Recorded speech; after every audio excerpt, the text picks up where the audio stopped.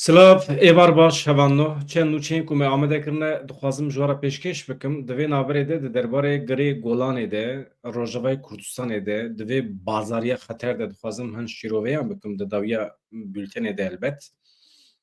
Di vê naberê de şehîdê me hene, nastamê wan hatine îlan kirin. Ez ji we re pêşkêş bikim, mixabin. Yek ji tiştê ku ez hez nakim, di xebatên xwe ê pêşkêşvaniyê de heqeten ta ji destpêkê ve beyankirina nastameya şehîdan e. Pir zehmet tê ji min re.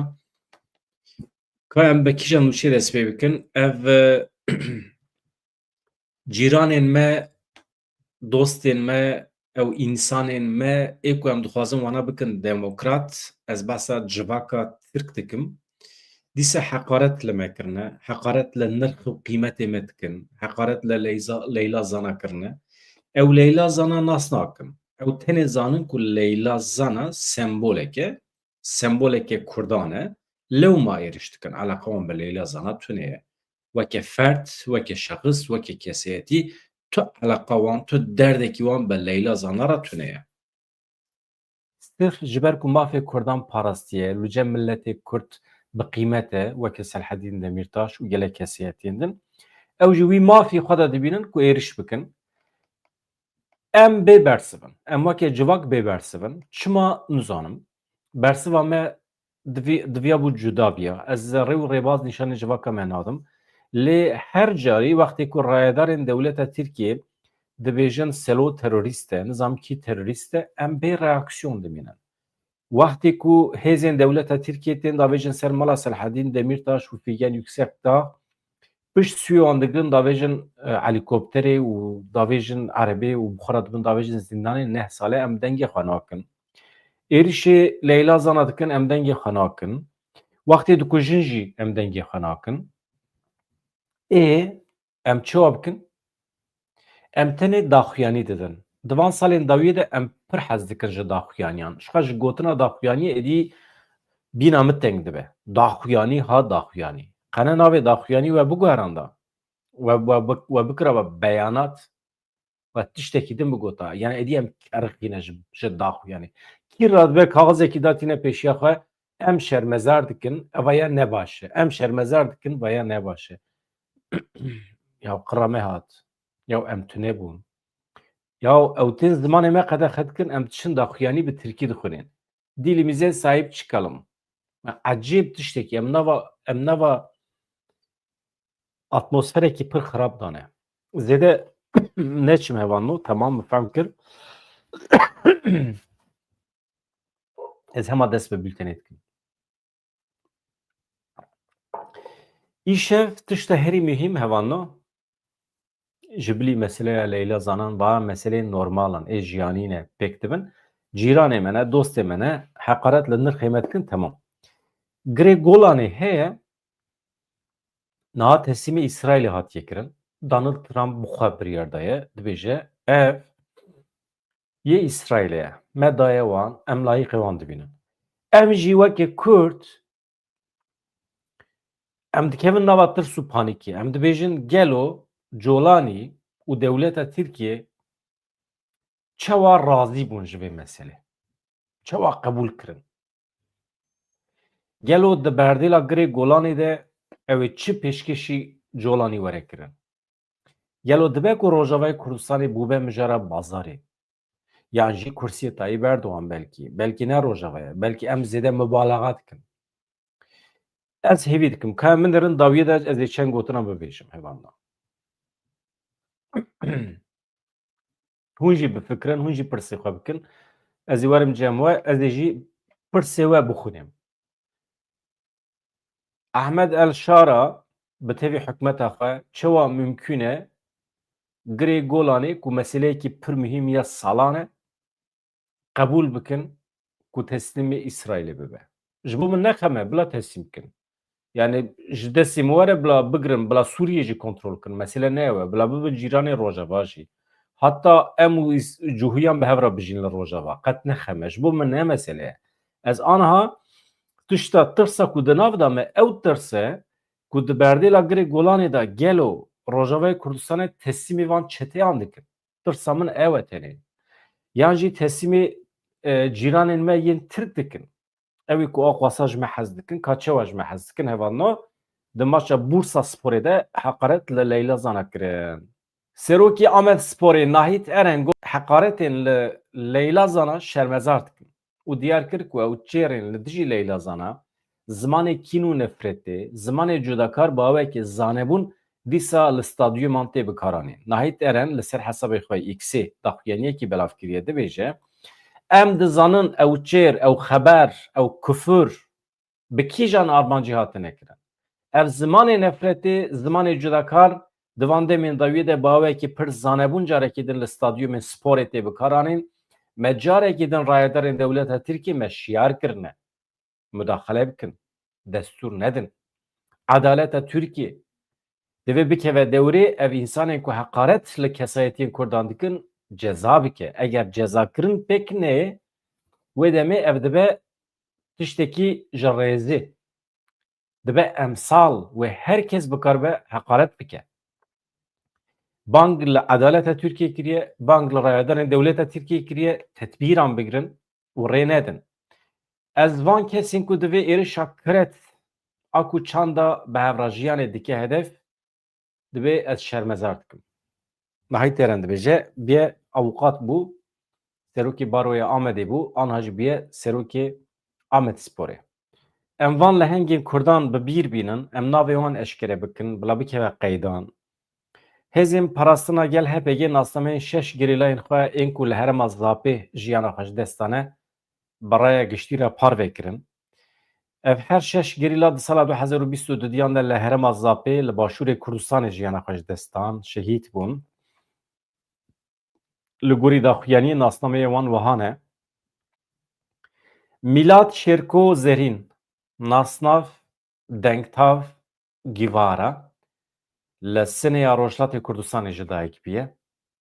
Dema Dalçîçek, nasnav raperên Karaz li navçeya Karazê li Amedê ji Bakurê Kurdistanê ji dayîk bûye. Dilşa Ehmed, nasnav Nûjiyan Agît li Dirbespiyê Rojavayê Kurdistanê ji dayîk bûye. Ehmed Furkan Kaya, bi nasnav Ronîçiya Alîdaş li Amedê li Bakurê Kurdistanê ji dayîk bûye. Hesen Alî Alîso, bi nasnav Bawer Qamişlo li Rojavayê Kurdistanê li Qamişloyê ji dayîk bûye. Mustefa Seydo, bi nasnav Dilsoz Kobanî, ew jî li Rojavayê Kurdistanê li Kobaniyê ji dayîk bûye. Ji malbatê wan re em sersaxiyê dixwazin, em hêvî dikin ku milletê Kurd ewladê xwe neke qurbanî, êdî bi van rê û rêbazan. Ji bo azadî, ji bo serxwebûna Kurdistanê em hêvî dikin ku dünya medenî bibe, cîranên me medenî bibe, em rê û rêbazên dîplomatîk, rê û rêbazên siyasî bikarbînin ji bo ku em bikaribin weke millet, weke qewm, weke netew bigêjin serxwebûna xwe, bigêjin wan rojan ku qedera me di destê me de be, îrada me di destê me de be, em bi xwe birêve bibin. Armanca nihayî ya esasî ev e. Hemî tiştên din detayên. Niha ev pêvajoyê aştî heye li Tirkiye di navbera tevgera Kurd û dewleta Tirkiye de. Weke numune niha ev pêvajo baş nameşe. Raporên AKP, MHP nel gurdilê me ne, rapora CHP nel gurdilê me ye. Meseleya Kurd, dawa Kurd pir cuda dinirxînin. Yani mesela Kurd biçûk dibînin ji nedî tevatên dîsta cureyekî înkarê ye, cureyekî îmhakirinê ye. Yani tenê metoda îmhakirinê cuda ye. Mesela Hakan Fidan wî rojê digot metodolojî, em li dijî metodolojiyê ne. Niha metodolojî a di destê dewleta Tirkiye'de zemanê berê komkujî pêk danî, qirkirin pêk danî, di derbekî de lê dixist li Dêrsimê 7,000 însan dikuşt. Paşê dewleta Tirk metoda xwe ya îmhakirinê guherand. Halbikî înkar û îmha hê jî di rojevê de ye. Ez qet bawer nakim ku ji rojeva wan derketiye. Çünkü înkar beriya niha pir ehmeqî tevdigeriyan. Direkt rast digotin milletê Kurd tune ye. Vana Tirkiyên çiyayî ne, navê wan Tirk e. Tamam, ew mesela berfê yani pêl berfê kirine kart Kurd derketiye gotiye bana Kurd in. Ew çîrok hêjî didome. Çima? Tu partiyekî siyasî ê Tirk, tu rayedarekî dewleta Tirk di vê rewşê de qebûl nake ku gotina Kurd bikeve qanûnan, bikeve destûra bingehê. Ev îşaretê yekem e ku înkar didome. İmha didome ya nadome? İmha didome. Tenê metoda îmhakirinê guherî. Baş e? Mesela çawa ku metoda înkarkirinê guherî ya îmhayî jî. Zemanê berê çawa li Agriyê, li Dêrsimê û di dema Şêx Saîd de geliyê Zîlanê de ez navê komkujiya nebêjim, em jî xirab dibin, hûn jî xirab dibin, îcab nake zemanê berê baweyekê fîzîkî bi çek û sîlah bi bombekirinê dihat milletê sivîl ê Kurd qetil dikir. 10,000, 20,000 ji bo wan hêjmar nemihîn bû. Çi bû? Heta demekî hat bi ser ketin. Bi ser ketin. Li Bakurê Kurdistanê bi qasê 30-40 sala bêdengiyekî pir ecayîb çêbû.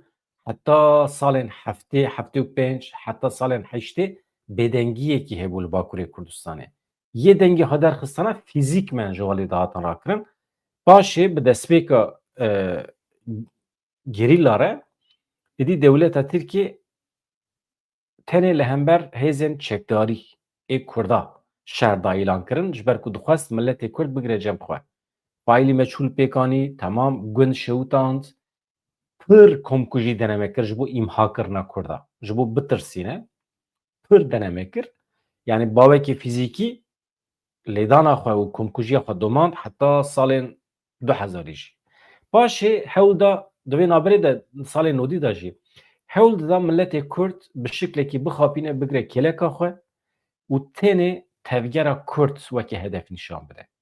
Di vê polîtîkaya xwe de jî bi ser neket. Aniha dest bi polîtîkayekî din kiriye. Tamam divê Kurd heye ama devkî dibêje. Qanûne nabêje. û îmhakirinê jî çawa dike hevanno? Asîmîlasyon.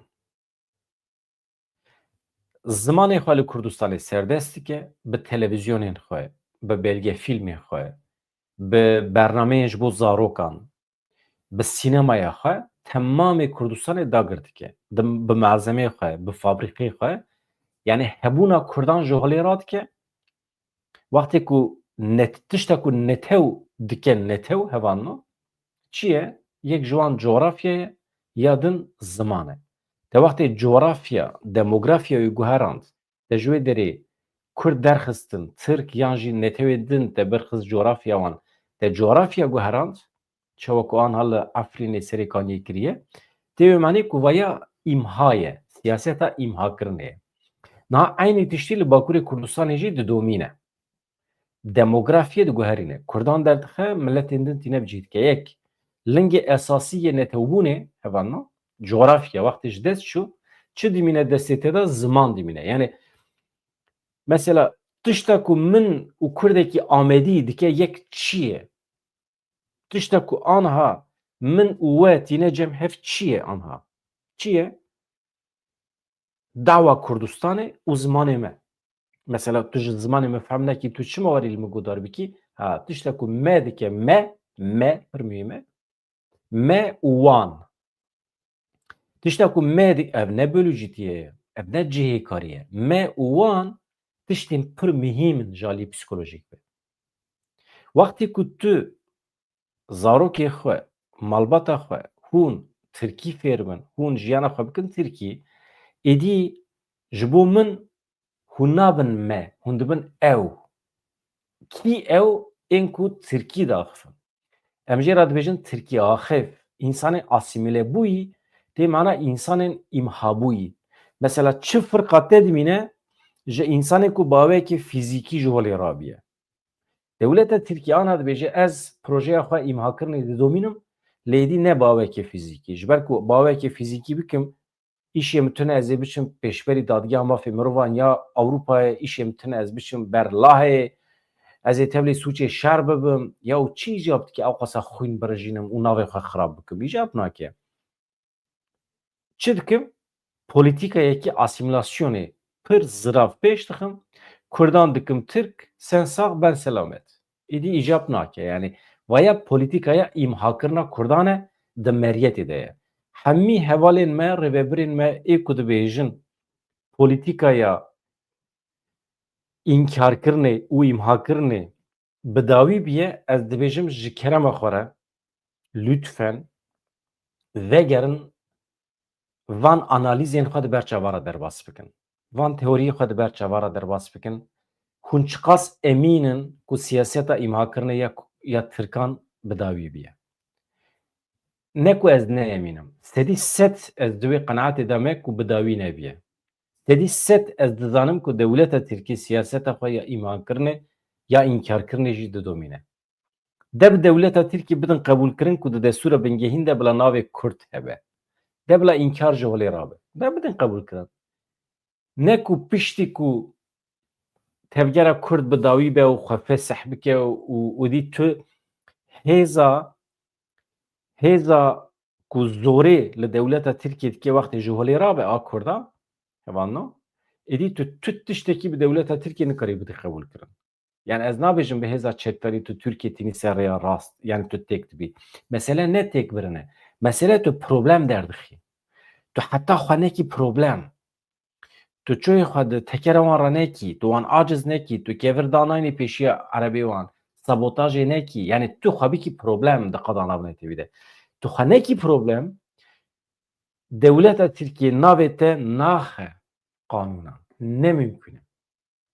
Yani tu dikarî armanca xwe de bêjî ez û Tirkiye bi hev re dijîn bila navê min xe. Ama divê tu xwe bikî problem. Canha problema esasî hevalno em Kurd êdî em serê xwe dikin ber xwe em sernerm dibin.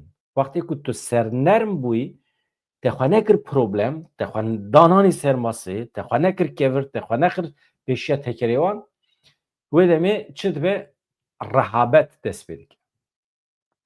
Herkes li malê xwe, herkes di îş û karê xwe de ye, herkes dixwaze debara xwe, îdara xwe bike mîna me hemiyan. Wê demê herkes li mala xwe ye. Em tune dibin. Baş e?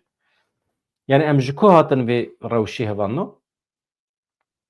Me behsa pêvajoyê kir. Yani di vê pêvajoyê de siyaseta înkar û îmha ya dewleta Tirk bi metodên cuda didome. Metodên berê bikar nayîne ama ê nûjen bikartîne. Metodolojî guheran din. Em ê rojekî din bi refirehî dikarin behs bikin. Di vê çarçovê de rayedarekî Kolombiyayê di derbarê pêvajoyên xwe de daxife, hin nûmuneyan dide, di Anefê de cih digire. Ez dixwazim hema wisa kin çend tiştan bibêjim di derbarê Kolombiyayê de ka ew çi pêşniyaz li me dike mühîm e. Yani di derbarê siyaseta Tirkiye ya înkar û îmhayê de hûn ji me re fikrê xwe ji kerema xwe re binivîsînin. Yani hûn bimirane, nebimirane. Yani hûn jî gîştine wê qenaetê ku dewleta Tirkiye êdî siyaseta xwe yani dev ji siyaseta xwe ya îmhayê berdaye. Asîmîlasyon îmhakirina netewekî ye, milletekî ye. Şerê çekdariyê li Kolombiyayê û pêvajoyê aştî ya piştî sala 2016 di navbera hêzên çekdarên şoreşger yên Kolombiyayê Farkê û hikûmeta Kolombiyê de pêk hat ji aliyê pêvajoyên derbasbûna ji şer ber bi müzakereyên siyasî ve yek ji mînakên herî berfireh e. Vê pêvajoyê neh sal li pê xwe heşt. Em behsa pêvajoyê aştiyê ya li Kolombiyayê dikin. Yezîd Arteta da Villa ku di nava vê pêvajoyê de bi xwe cih girtibû, bi salan di nava tevgera Farkê de di asta bilind de fermandarî kiriye, şer kiriye. Daxuyaniyekê daye Ajansa Nûçiyan ya Anefê me ji bo we berhev kir. Dibêje çi dibêje? Rêxistineke serhildêr hevalno dema ku ket nava pêvajoyeke müzakereyê bi esasî divê li ser peymanekê welê bisekine vebûna siyasî pêk bîne. Baş e? Yani rê li ber xebatên siyasî vebike. Ne mümkün e ku bi rêya müzakereyê pirsgirêkên avanî yên mezin ên welêt bêne çaresêrkirin. Bi dîtina min ev yek ji şaştiyên bingehîn ên lîderiya Farkê bû.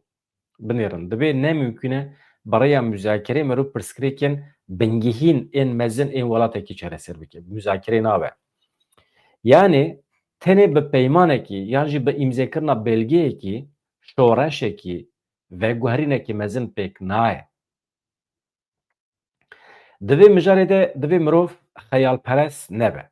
Yek, divê vebûneke siyasî werekirin, garantiyeke tam ji serhildêran re yani kesê ku çek û silah girtine destê xwe ji milîtanan re were dayîn, li derveyî têkoşîna çekdarî karibin siyasetê bikin. Yani di pêvajoyê de du tiştên mühîm hene divê werin kirin.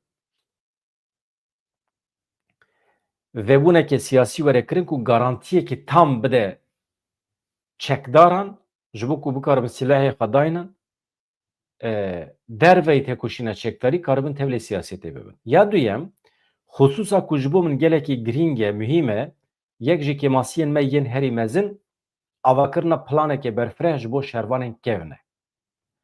Kesê ku di nava şer de cih girtine, ev plan divê wisa bibe ku ew karibin ji nûva tevlî civakê bibin.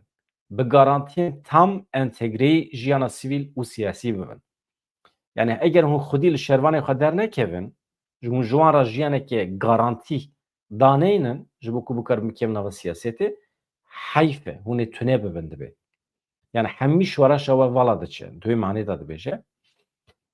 Di kîja manê de dibêje, şervanên berê eger alternatîfekê nebînin, xeyalên wan dikare bişke. Ji şerê hey bêtir, kaotîk, anarşîk, bi tundî dikarin xwe ji nû ve birêxistin bikin. Yani tu atmosferekî, zemînekî amade nekî li Tirkiye, duhê manê de, ev însanên şervanên berê dikarin pir dijwar bibin. Dikarin li hember rêxistina xwe derkevin, li hember dewletê derkevin. Dikarin zêdetir îsyan bikin, atmosferekî kaotîk, anarşîk, tundtir dikarin derbixin holê. Mêrik tercüba xwe dibêje. Piştî müzakereyên sala 2016 yek ji pirsgirêkên bingehîn ê em lê rast hatin, ew e farkê dema çekê xwe danî, xwe ji herêmê lê bû vekişand, valahiyekî derket holê. Valahiyeke siyasî û coğrafî û şoreşgerî. Ev valahî ji aliyê komên piçûk ve hate dagirtin. Ev komên piçûk jî bi çek bûn. Bi demê re li herêmê belav bûn, mezin bûn û rewa bûn. Di nava xelkê de ciyê xwe dît. Ev yek meseleyekî bingehîn e. Ya yani tiştê rêxistinên nû derdikevin. Divê dewlet biryarên PKK ciddî bibîne. Di çarçoveya tecrübeya Kolombiyayê de Yezid Arteta Davila pêvajoya aştî ya navbera dewleta Tirkiye û tevgera azadiya ya Kurd de bi vî rengî nirxand, beriya her tiştî hevan me dibêje. Dema ku fermandariya PKK di asta stratejîk de biryara xwe da, divê dewleta Tirk ji niyeta wan gomana neke. Binêrin. Eger komekî şervan gihîşti be wê baweriyê ku têkoşîna çekdarî êdî bê watebiye, êdî têkoşîna wana çekdarî veguheriya astengiyekî dibe ev mertebeyekî, asteyekî gelekî girîng e rêxistin digihêje. Dewleta Tirkiye dibe qet nekeve şik û şüphe, acîlen daxwazê wan bîne cih. Çima? Eger fermandariya rêxistinê, lîderiya rêxistinê, kongreya wê biryarekî bi vî rengî dabe, divê dewlet vê yekê bi rengekî pir ciddî bibîne. Ya herî giring ev biryara siyasî û stratejîk e. Eger biryarekî bi vî rengî hatibe girtin, divê dewlet şert û mercên pêwîst hêsan bike. Hema qadan biafirîne, zemîn hazir bike. Bi qasî qadên siyasî, qadên hukukî, qanûnî jî divê biafirîne. Ji bo şervanên endamên rêxistinê ku lîderiya rêxistinê bi lîsteyan pêşkeş dike, yani şervanên ku divê tevlê vê meseleya siyasî bibin, behsa wî dike, yan jî hêjmara şervanan, di çarçoveya hukukî û destûra bingehîn ya Tirkiyeyê divê mekanîzmeyeke çareseriya hukukî were avakirin. Yani gotinên tevlihev ninin hevalna. Ji bo ku şervan werin Tirkiye tevlê siyasetê bibin, divê di destûra bingehîn de jî, di yasayan da, di qanûnan de jî ciyê wan hebe. Divê bi şiklekî tu ji wan re hazir kî. Yani ez nabêjim bila efû be ama çi dibe bila bibe. Mesela ew çi pêşniyaz dike divê bila mehkemeyên demborî hebe, mehkemeyên derbasbûnê, dadgeheke taybet dikare were ava kirin. Taybetî qanûn werin çêkirin ji bo van însanan. Li Kolombiyayê divê mijarê de em weke şervanên berê divê em bi pirsgirêkên ciddî re rûbirû man. Mesela dadgehekî hate avakirin lêbelê karên vê dadgehê bi rengekî bêwate pir dirêj bû. Tev li hev bû. Weke mînakên Kolombiyayê yan jî Tirkiyeyê piştî demekê dirêj hevanno divê bi giranî hesteke xurt ya tolhildanê û bersivdayînê derdikeve holê. Kesên ku berê tevlî nava tundiyê bûne, tundiya siyasî bikaranîne, îro li pêş kamereyan di çarçoveya qanûnî û li qada cemaweriyê de eger werin dîtin, bi hinekan re dikare bibe sedema aciziyê. Ev jî dikare rêlber êrişan veke. Vaya şiyarî dide, ez nizanim çi qas hate femkirin, divê gerîlayekî bi salan li serê çiyê şer kiribe û paşî jî were li pêşiya kamereyan tevlî siyasetê bibe yan jî biçe deva nava civakê de ji xwe re îşekî din bibîne, civak zû bi zû dibe ku qebûl neke. Wê demê di nava civakê de hin komên tolhildeyê li derdikevin, tola xwe distînin, şîddet bikartînin. Ne tene ew, hevalê wan ê ku li dijî pêvajoya aştî derketine, ê ku te weke xayîn dibînin, weke teslîmbûyî dibînin, ew jî tên êrişê te dikin. Çûnkî tu çavê wan de xayînî. Yani ji pir aliyan ve tu dibî hedef weke şervan. Divê vana hemî tu bidî berçavê xwe. Ya hem ji aliyê şoreşvanan ve hevalê xwe berê ve tu weke xayîn tê dîtin, hem jî ji aliyê civaka Tirkiye ve. Vana hemî dibê tu bidî berçav. Kesên ku berê tundiya siyasî bikaranîne, yani berê gerîlatî kirine, îro li pêş kamereyan di çarçoveya qanûn û qada cemaweriyê de eger werin dîtin, bi hineka re dikare bibe sedema aciziyê, ev jî dikare rêlber êrişan veke. Ji bo şervanên berê ên li Kolombiyayê rewşekî gelekî tevlihev heye. Piştî peymanên 2016 zêdeyî 500 şervanên berê hatin kuştin. Divê mirov bi taybetî destnîşan bike. Ev cinayet ne tenê ji ber sedemên tolhildanê yan jî ji ber sedemên şexsî bûn. Aliyên ku şervanên aştiyê weke xayîn didîtin jî dest bi êrişan kirin. Ez behsa hevalê wan ê kevin dikim. Hevalê tê berê ew şervanên aştiyê yani te weke xayîn dibîne û radibe êrişê te dike. Îja aştîxwaz ew çekdarên aştîxwaz ji pir aliyan ve dibin hedef. Hele aliyê dewlet yani aliyê Kolombiya yan jî dewleta Tirkiye ew hemin êriş dikin ji xwe. Ji ber vê jî ev garantî divê bi rengekî ciddî were dîtin. Dibe ku ev hinekî îronîk be yan jî ciyê acizî be lêbelê rastî ev e, piştî her peymana aştiyê du tişt teqez rû didin. Piştî her peymana aştiyê du tişt mecbûrî çêdibin. Divê tu xwe hazir bikî. Çi ye? Hin şervanên berê ji ber hin sedemên cuda têne kuştin. Vaya dibe. Divê tu jê re hazir bî. Her tim komeke piçûk ya ku xwedî helwestên radîkal e yan jî ji ber şert û mercên cuda peymanan qebûl nakin. Weke dijber dimînin. Yani tu çi bikî bike di dilê hinekan de dijberiya vê pêvajoyê wê hebe. Bi dîtina min yani ev rewş dikare were kêmkirin. Bi qasî ku mümkün be ew were bisînorkirin. Na wextê ku tu rabî hev û du sûjbar bikî hevanno, mesela xeter e. Ew komên ku alîgirên pêvajoyê ne û diçin daxil dibin, tevlî dibin, dixwazin siyasetê bikin, eger ew hevalê xwe ê berê sûjbar bikin, mesela cana em dibîsin, dibe hevalên ku ne bi pêvajoyê re ne xayînin. Mesela va zimanek xeter e. Mirov nekeve nava zimanek bi vî şeklî. Wê demê ê ku li dijî pêvajoyê ne jî ji te re dibêje tu çûyî teslîm bûyî, teslîmê dijmin bûyî. Ya? Wê demê divê tu ne şoreşkerî. Tu reformîstî. Reformîst yani tu qismekî tişta diguherînî, tiştekî naguherînî. Tenê hin reforma çêdikî. Reformîst yani tê mena pînekirinê. Tu tişta pîne bikî. Reform Fransî ye. Temam. Tê mena pînekirinê. tiştekî din ne yani. İja pergala xerab ya Türkiye gelo bi pînekirnê dikare biguhere? Yani em razî dibin yani. Yani siyaseta Türkiye, kanûnê Türkiye eger em pîne bikin, em têda reforman çê bikin, yani em ê têda kêfxweş bin yani. Yan jî divê em wî pantalonê pîne nekin, em komple bavêjin çöpê, em ji nû ve tiştekî saz bikin. Îja navê viya nabe reform, navê viya dibe şoreş. Hebandin. Ji wextê ku me dev ji şoreşgeriyê berdawe, em bûbine reformîst û meseleyekî din e, ya tûtkarî yani. Tûtkarî biryar bide. Lê dibe tu zanibî ku wextê ku tu weke reformîst yani alîgirê reformê tu şoreşkerên berê weke xayîn bibînî, şoreşkerên berê jî te weke xayîn dibîne wê demê şerê navxwayî çêdibe. Yani tiştek ku ew divê derê de îtiraza wî ew e, divê merû baldar be veya divê tecrüba me heye. Em zêdetir di nava aştî dane, di nava şer dane. Rêya vê jî dibe ji bo ku merû bikare beviya zêdetir kêm bike ji bo ev şerê navxwayî çê nebe, rêya vê jî beriya her tiştî ewlekirina kadroyên lîder ên sereke ye.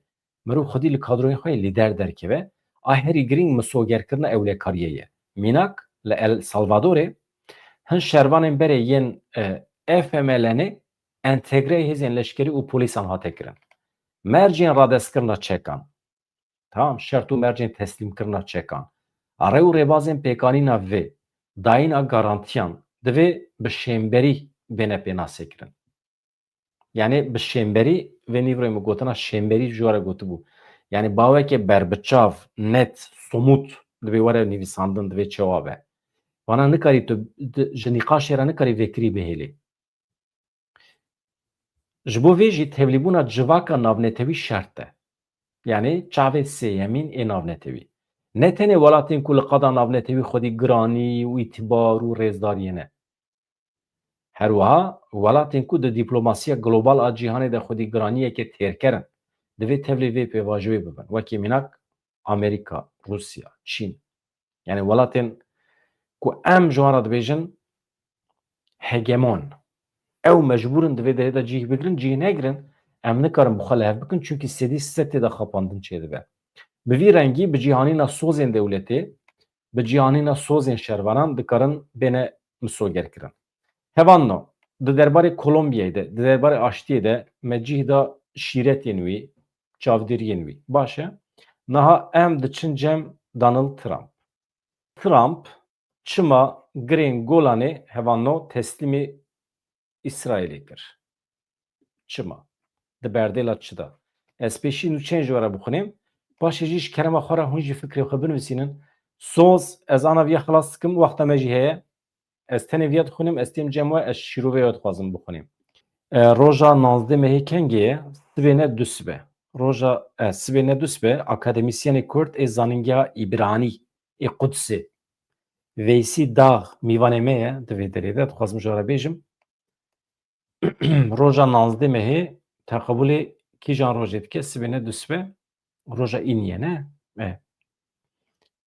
Yani em ê êvarê bernameyekî dûr û dirêj pêra çê bikin.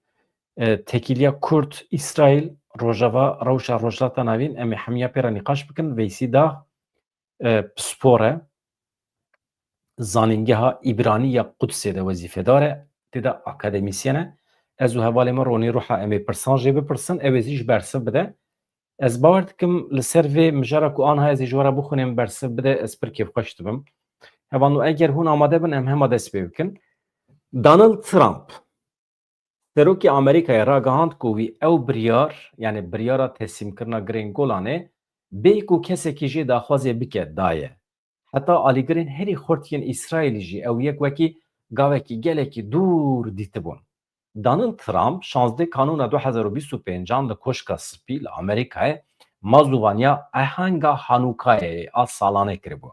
Merasima salane ya Hanûkayê li Koşka Spî merasimeke fermî ye ku serok xanima yekem ya Amerîkayê mazûvaniya wê dikin.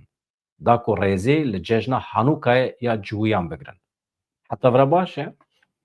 Donald Trump rabû axaftinekê kir gotarek pêşkêş kir. Behsa wê demê kir ku biryara girên Golanê wî bi xwe daye. Mesela haya kesekî jî tune ye. Sürprîz. Min serweriya İsraîlê ya ser girê Golanê îlan kiriye. Ez bi xwe îlan dikim. Ew tiştek wisa bû, wan jî daxwaz nekiribû. Min bi xwe biryar da ku girê Golanê yê İsraîlê ye. Trump behsa karsazê koşkirî Sheldon Adelson kir ku yek ji piştgirên herî mezin ê darayî ê ekonomî ê vî welatî ye û İsraîlê ye. Heta Sheldon jî dibe qet daxwaza girê Golanê ji min nekir ji ber ku digot ev gavekî gelekî dûr û zehmet e. Yani ev kesê ku em behs dikin sponsorê wî ye û yê İsraîlê jî. Yani heqê wî heye daxwaz bike ji Trump di wê astê de yani. Lê tiştekî jê xwestiye. Gotiye ji min re behsa girê Golanê bike. Ev çi ye? Ev çi girin? Ev çi tepene? Aliyê wî stratejîk çi ye? Giringiya wî ji bo İsraîlê çi ye? Donald Trump jê pirsiye. Çi dibêje? Min di 5 deqeya de dîroka hezar salan fehm kir. Donald Trump got di rastiyê de min ji David Friedman pirsî ew wê demê dibe balyoz bû, mirovekî gelekî baş e. Dibe min jê re got, yew David, ka were 5 deqeya da yan jî ji 5 deqeya kêmtir di derheqê van girê Golanê de hinek brîfîng bide min, agahî bide min ka mesele çi ye? Behs bike dibe ji min re. Dibe ez însanekî jîr im, baqil im. Ez çîroka hezar salan di 5 deqe de dikarim fehm bikim. Li gorî gotina Trump hevano, piştî ravekirina Friedman ya kêmtirî ji 2 deqeyan, ji kêmtirî 2 deqeyan, wî giringî û muhîmiya eskerî ya herêmê fehm kiriye û hema yekser wê deqê de biryara xwe daye. Trump jê re gotiye, piştî nêzîkî 2 deqeyan min got, stop, min fehm kir. Pêdiviya we ji ber gelek sedeman bi van girên Golanê heye. Sedem çi dibe bila bibe? Pêdiviya we pê heye ji bo parastinê hûn divê xwediyê girê Golanê bin. Ji bo ewlekariya we, garantiya we, siberoja we. Trump her wiha destnîşan kir ku di warê dîrokî de beriya teknolojiya nûjen kontrolkirina wan giran diyarker bîye.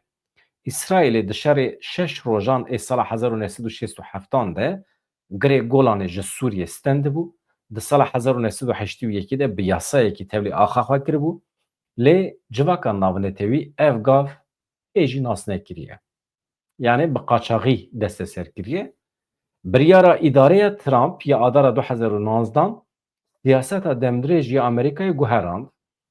Rastî bertekên tund ê navnetê wî hat ev siyaseta Trump bi taybetî jî ji aliyê welatên endamên Komara Ereban ve beşekî Konseya Ewlekariya Netîn Yekbûyî ve ku li gorî biryara 497 girên Golanê wekî axa dagirkirî a Sûriyê tê dîtin.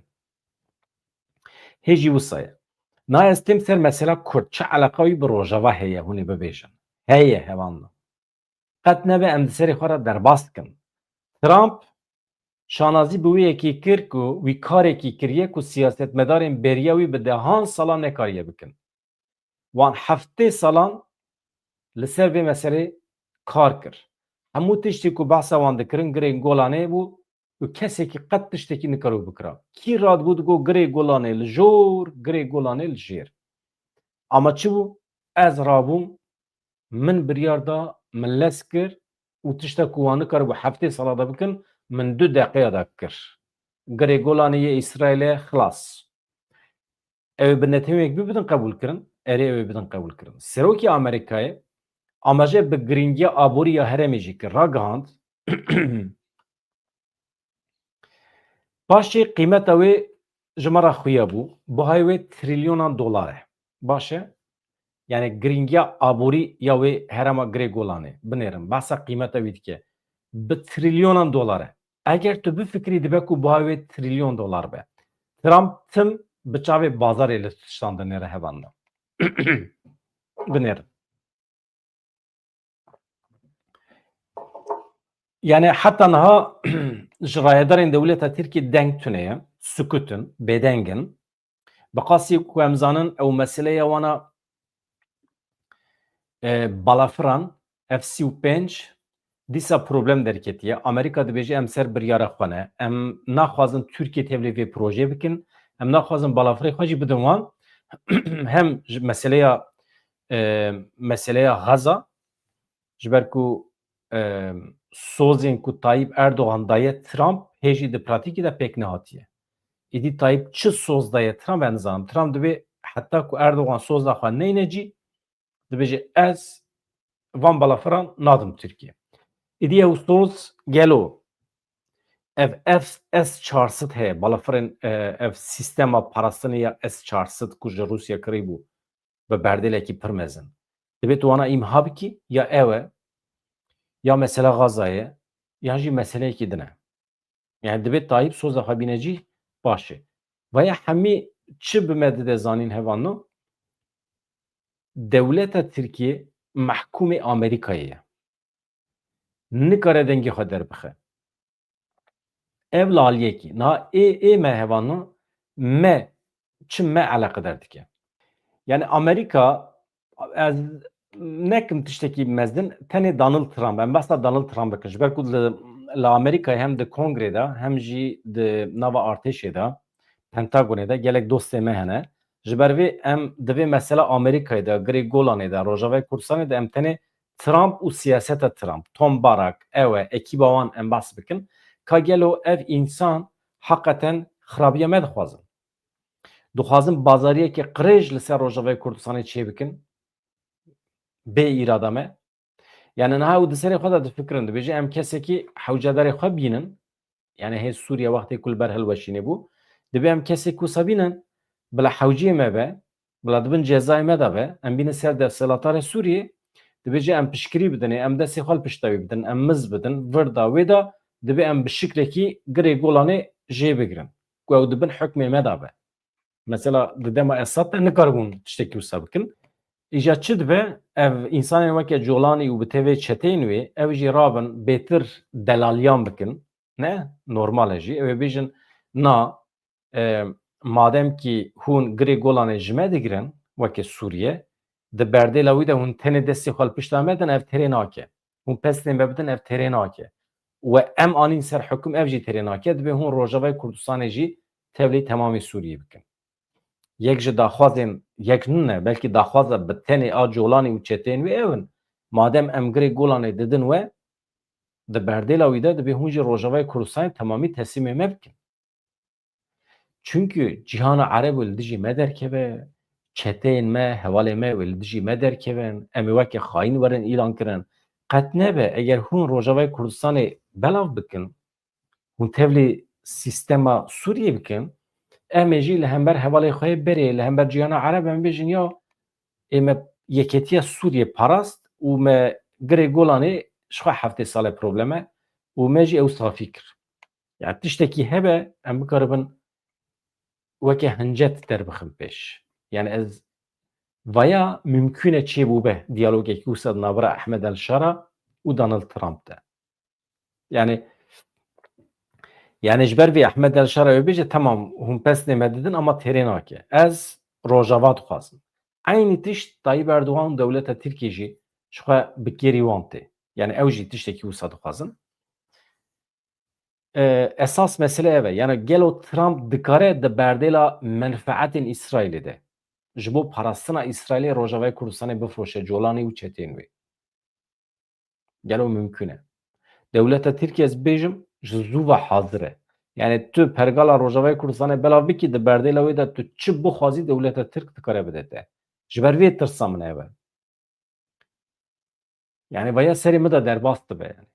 Ev mümkün e. Lê em dikarin xwe bikin problem. Mesela gava din min tiştek min got ew e. Yani em dikarin destûr nedin ku em werin firotin. Em xwe bikin problem. Dünya xirab be jî em xwe bikin problem.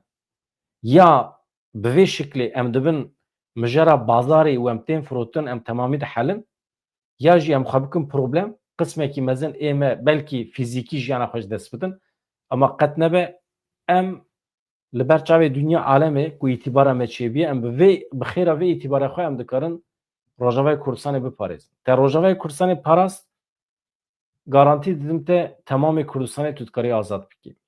Na rewşa ku em tê dane ew qas hesas e, ew qas acîl e, dünya xirab bibe, dünya ser û bin bibe, biratiya milletan tune bibe, mirovahî temamî tune bibe, divê tu Rojavayê Kurdistanê ji dest nedî. Ama te wextê Rojavayê Kurdistanê ji dest da, dünya xira dibe. Dünya ew dünyaya ku ji Kurda re pergalekî çênekê layıqê Kurda nebîne, ew dünya ne medenî ye. Em wê dünyayê naxwazin. Radikal demokrasî. Radikal yek ji şertên radikal demokrasî hevanno îrada millet e. Yani millet bi xwe qirar bide. Ji ber vê yekê ez dibêjim sedî sed di wê bawerî de me Rêzdar Öcalan û revebirên tevgerê li ser navê milletê Kurd bi tena serê xwe biryar nadin. Heta ku dengê gel negirin, heta ku gel godar nekin, ne mümkün e bi tena serê xwe biryar bidin, ji xwe nerast e jî. Li ser sibe roja millet ancak tu dikarî ji millet bipirsî yan jî millet îxna bikî. Belkî girê golanê girtine teslîmê İsraîlê kirine di berdêla wî de kursiya Tayyip Erdogan garantî kirine. 5 sal deselatariya Türkiye ew bidin Tayyip. Belkî eleqayî bi Rojava tune ye. Belkî dibin piş perdeya de Rojavayê Kurdistanê ew bibe dewletekî serbixwe. Yani hêzî em tam nizanin. Dibe em dîsa jî hêviya xwan de nekin. Derdê me siber roja me ye, qedera me ye. Tişta ku me bi di berdêla 20,000 30,000 şehîdê xwe de daye em dixwazin biparêzin. û şehîd qet nebiya jî. Mesela di jiyana me a tekoşînê de yek şehîdekî me jî tune biya. Yani ez nakim weke hincet. Dîsa jî heqê tu însanekî, heqê tu dewletekî tune ye Rojavayê Kurdistanê entegrê Sûriyê bike, wan çeteyan bike.